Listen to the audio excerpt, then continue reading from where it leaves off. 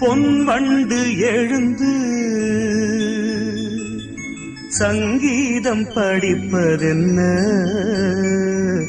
தள்ளாடி நடப்பதென்ன, பூந்தேனில் கலந்து பொன்வண்டு எழுந்து சங்கீதம் படிப்பதென்ன, தள்ளாடி நடப்பதென்ன.